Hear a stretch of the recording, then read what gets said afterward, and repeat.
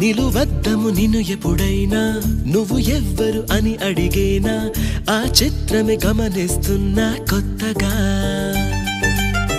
నువ్వు విన్నది నీ పేరైనా నిన్ను కాదని అనిపించేనా ఆ సంగతి కనిపెడుతున్నా వింతగా నీ కన్నుల మెరిసే రూపం నాదేనా అనుకుంటున్నా నీ తేనెల పెదవులు పలికే తీయదనం నా పేరేనా అది నువ్వే